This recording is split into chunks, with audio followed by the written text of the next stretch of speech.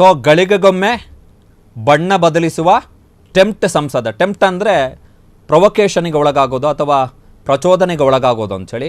ಜೊತೆಗೆ you turn Kumara ಅಂಥದ್ದೊಂದು ಪೋಸ್ಟರನ್ನು ಕಾಂಗ್ರೆಸ್ನವರು ಬಿಡುಗಡೆ ಮಾಡಿದ್ದಾರೆ. ಜಾತಿ ಗಣತಿಗೆ ಸಂಬಂಧಪಟ್ಟ ಹಾಗೆ, ಕರ್ನಾಟಕದ ಇಬ್ಬರು ಪ್ರಮುಖ ರಾಜಕಾರಣಿಗಳಿಗೆ ಸಂಬಂಧಪಟ್ಟ ಹಾಗೆ. ಇದರ ನಡುವೆ ಮುಖ್ಯಮಂತ್ರಿ ಸಿದ್ದರಾಮಯ್ಯನವರು ಮಾಜಿ ಪ್ರಧಾನಿ ದೇವೇಗೌಡರ ಬಗ್ಗೆಯೂ ಕೂಡ ವ್ಯಂಗ್ಯವಾಡಿದ್ದಾರೆ. ಬಿಜೆಪಿಗೆ ಸೇರಿದ ಬಳಿಕ ಮಾಜಿ ಪ್ರಧಾನಿ ದೇವೇಗೌಡರು ಬದಲಾಗಿದ್ದಾರೆ.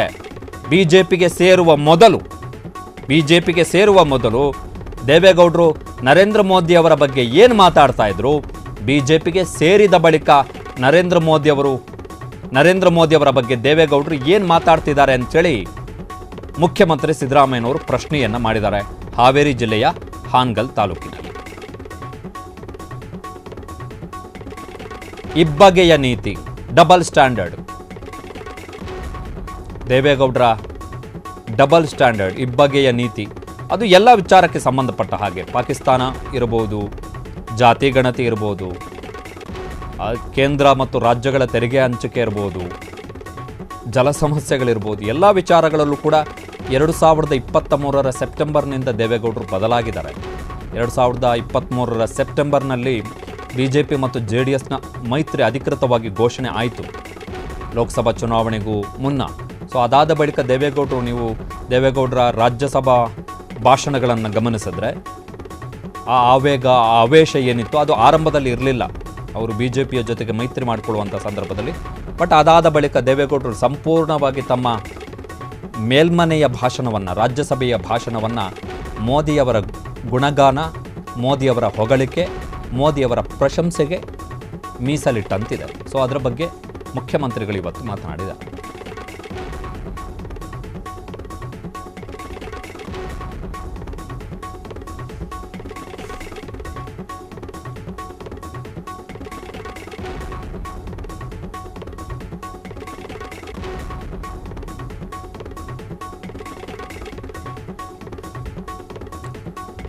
ಸೊ ಮಾಜಿ ಪ್ರಧಾನಿ ದೇವೇಗೌಡರ ಇಬ್ಬಗೆಯ ನೀತಿ, ಬಿಜೆಪಿಯಿಂದ ದೂರ ಆಗಿದ್ದಂತಹ ಸಂದರ್ಭದಲ್ಲಿ, ಜೊತೆಗೆ ಬಿಜೆಪಿ ಜೊತೆಗೆ ಮೈತ್ರಿ ಮಾಡಿಕೊಂಡ ಬಳಿಕ ದೇವೇಗೌಡರು ಹೇಗೆ ಬದಲಾಗಿದ್ದಾರೆ ಅಂಥೇಳಿ ಮುಖ್ಯಮಂತ್ರಿ ಸಿದ್ದರಾಮಯ್ಯನವರು ಪ್ರಶ್ನೆಯನ್ನು ಮಾಡಿದ್ದಾರೆ. ಪಾಕ್ ಜೊತೆ ಯುದ್ಧ ನೀತಿಯಲ್ಲಿ ಕಾಂಗ್ರೆಸ್ 2 ನೀತಿ ಅನುಸರಿಸ್ತಾ ಇದೆ ಅಂತ ಹೇಳಿ ದೇವೇಗೌಡರು ಆರೋಪ ಮಾಡಿದ್ದಾರೆ. ಕಾಂಗ್ರೆಸ್ ಇಬ್ಬಗೆಯ ನೀತಿಯನ್ನ ಅನುಸರಿಸ್ತಾ ಇದೆ ಪಾಕಿಸ್ತಾನದ ವಿಚಾರದಲ್ಲಿ ಅಂತ.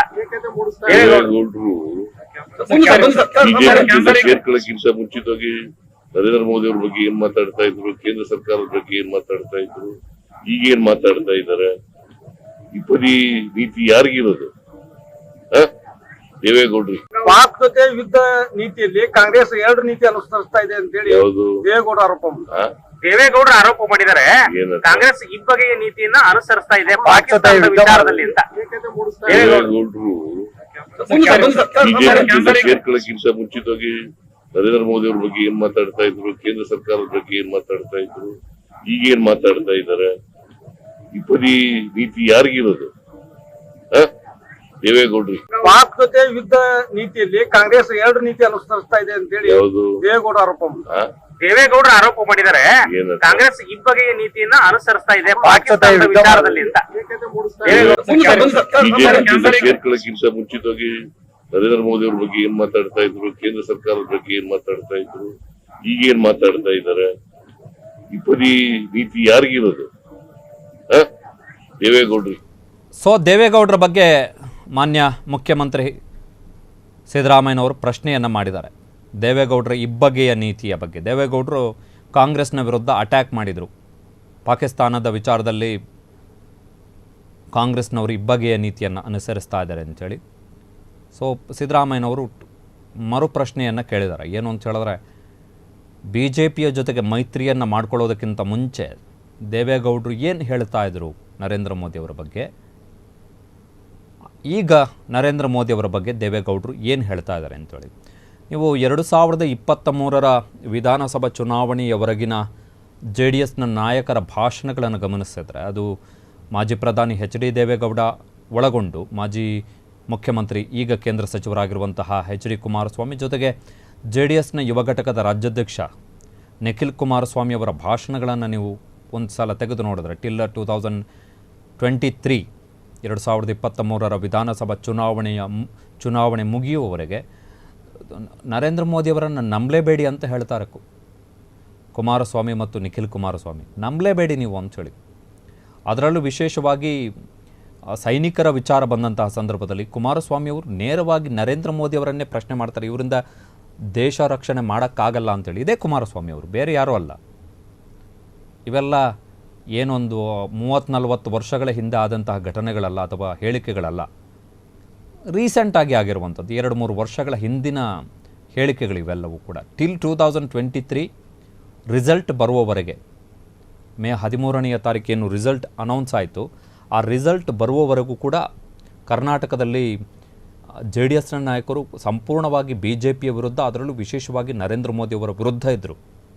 ಪ್ರಚಾರಗಳಿರ್ಬೋದು, ಭಾಷಣಗಳಿರ್ಬೋದು, ಪತ್ರಿಕಾ ಹೇಳಿಕೆಗಳಿರ್ಬೋದು, ಟ್ವೀಟ್ ಇರ್ಬೋದು, ಪೋಸ್ಟ್ಗಳಿರ್ಬೋದು, ಎಲ್ಲದರಲ್ಲೂ. ಬಟ್ ಈಗ ಹೇಗಾಗಿದೆ ಅಂತ ಹೇಳಿದ್ರೆ, ನರೇಂದ್ರ ಮೋದಿಯವರ ಸರ್ಕಾರ ಏನೇ ನಿರ್ಧಾರ ತೆಗೆದುಕೊಂಡ್ರೂ BJPಯವರಿಗಿಂತ ಮುಂಚೆ JDSನವರೇ ಇದು ಸೂಪರ್ ಆಗಿದೆ ಅಂಥೇಳಿ ಪೋಸ್ಟ್ ಮಾಡ್ತಾ ಇದ್ದಾರೆ. ಸೂಪರ್ ಆಗಿದೆ, ಸಖತ್ತಾಗಿದೆ ಇದು ಐಡಿಯಾ ಅಂಥೇಳಿ. ಏನೇ ನಿರ್ಧಾರ ತೆಗೆದುಕೊಂಡ್ರು BJPಯವರಿಗಿಂತ ಒಂದು ಹೆಜ್ಜೆ ಮುಂದೆ ಹೋಗಿ. ಸೊ ಅದನ್ನು ಮುಖ್ಯಮಂತ್ರಿ ಸಿದ್ದರಾಮಯ್ಯನವರು ಪ್ರಶ್ನೆ ಮಾಡ್ತಾ ಇದ್ದಾರೆ.